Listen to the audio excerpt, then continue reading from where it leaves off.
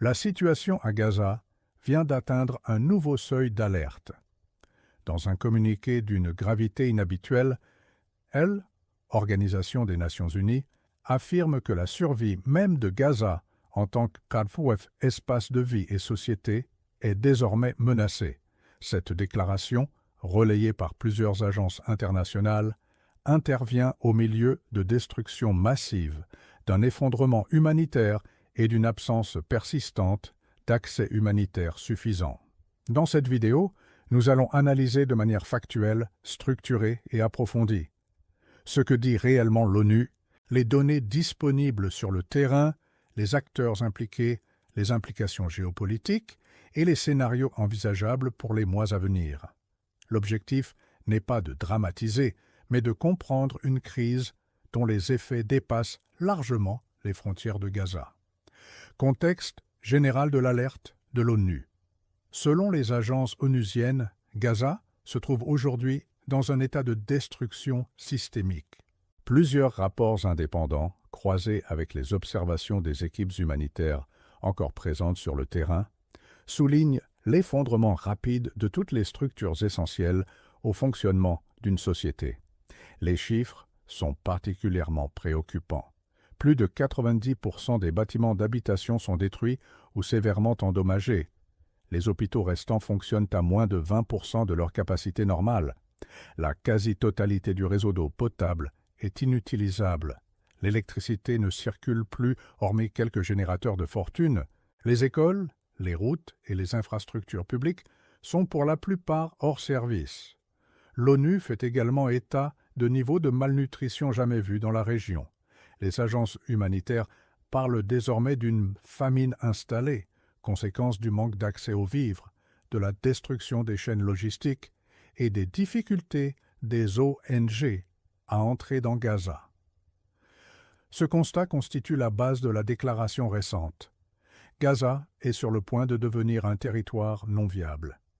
Les facteurs qui ont conduit à la situation actuelle, pour comprendre le caractère exceptionnel de l'alerte, il est nécessaire d'examiner les facteurs cumulés qui conduisent à cette situation. La région connaissait déjà une fragilité structurelle liée au blocus prolongé, à la pauvreté endémique, à l'absence de ressources internes, au cycle récurrent d'opérations militaires. Mais les offensives des derniers mois ont provoqué un basculement. La destruction des infrastructures a dépassé le seuil de résilience minimale. Dans plusieurs quartiers, on estime que 70 à 80% des bâtiments ne sont plus habitables. Les routes principales sont impraticables, ce qui complique l'acheminement de l'aide humanitaire. Les systèmes sanitaires, égouts, stations de traitement, pompes, sont à l'arrêt. Cette accumulation rend la gestion de crise extrêmement difficile, même pour les organismes internationaux les plus expérimentés. La pression sur les infrastructures humanitaires. Les organisations humanitaires décrivent une situation où chaque maillon de la chaîne humanitaire est sous pression ou rompu. Entrée des vivres, reste fréquemment limitée par les passages frontaliers qui fonctionnent de manière irrégulière ou sous restrictions strictes. Les convois peuvent attendre plusieurs heures ou plusieurs jours. Certains repartent sans avoir pu décharger. Une grande partie de Al-Aid est bloquée avant même d'arriver aux zones les plus touchées. Les équipes médicales évoquent l'impossibilité de traiter des cas graves, faute d'équipement, de médicaments ou de personnel. La pénurie de carburant aggrave la situation. Sans carburant, les camions ne circulent pas, les générateurs ne tournent pas, les stations de pompage ne fonctionnent plus. Plusieurs responsables de l'ONU indiquent que la densité de population de Gaza rend encore plus difficile toute opération humanitaire, car les zones bombardées sont souvent celles où vivent le plus de civils. L'impact sur la population civile. Pour les civils, les conséquences sont immédiates et quotidiennes. L'accès à l'eau potable est devenu l'un des défis les plus critiques. La majorité des familles ne disposent plus que de quelques litres d'eau par jour quand elles en trouvent. Cette eau n'est souvent pas potable. La nourriture arrive en quantité insuffisante. Les rations distribuées ne correspondent qu'à une fraction des besoins journaliers. De nombreuses familles ne mangent qu'un repas simple par jour, parfois moins. La malnutrition touche particulièrement les enfants. Les services de santé sont débordés et incapables de répondre à la demande. Certains soins essentiels ne peuvent tout simplement plus être fournis. Les abris sont saturés. Dans certains centres, jusqu'à 10 ou 15 personnes vivent dans un espace prévu pour 2. La promiscuité accentue les risques de maladie. Ce tableau est confirmé par plusieurs rapports indépendants qui évoquent un effondrement social en cours. La position d'Israël dans cette crise. Du côté d'Israël, les autorités affirment que les opérations visent des infrastructures militaires et des groupes armés. Elles soulignent également que des couloirs humanitaires sont ouverts à certains moments, mais que la situation sécuritaire rend difficile une circulation constante et massive de l'aide. Israël estime qu'une partie de l'aide est détournée par les groupes armés, ce que contestent de nombreuses ONG.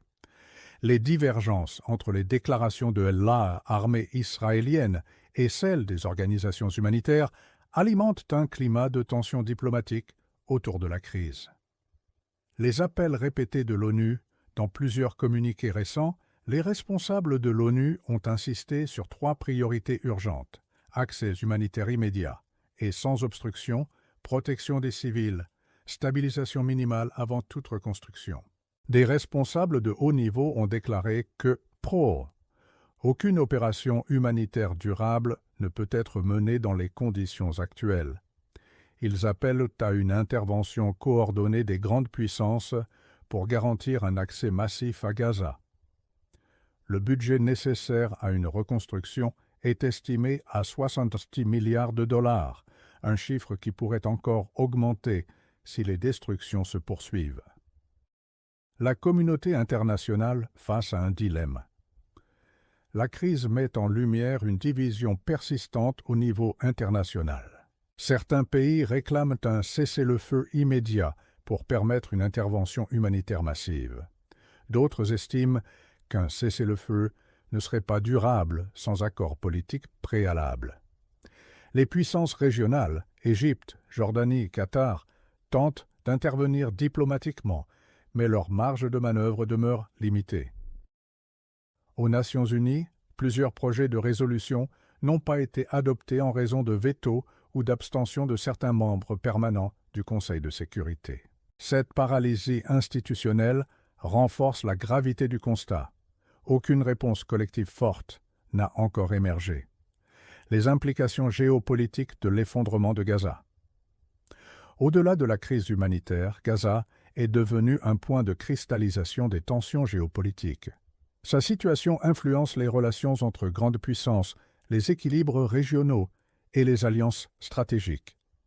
Un effondrement total du territoire entraînerait un risque de déstabilisation des pays voisins, une intensification de la crise migratoire, une montée des tensions au Moyen-Orient, un affaiblissement de la confiance dans les institutions internationales et une possible extension du conflit à d'autres zones sensibles.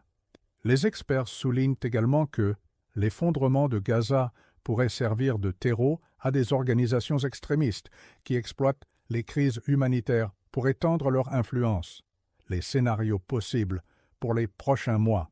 Les observateurs internationaux envisagent plusieurs trajectoires. Un scénario optimiste, encore peu probable, verrait une amélioration rapide de l'accès humanitaire et une stabilisation minimale permettant de commencer la reconstruction. Un scénario intermédiaire impliquerait des améliorations partielles, mais une situation instable qui pourrait durer des années. Un scénario pessimiste, déjà évoqué par certains experts, conduirait à l'effondrement définitif des structures sociales de Gaza, transformant le territoire en zone impossible à gérer sans intervention internationale lourde. Conclusion, la portée de l'alerte de l'ONU. L'alerte lancée par l'ONU marque un tournant. Elle ne se limite pas à décrire une crise humanitaire.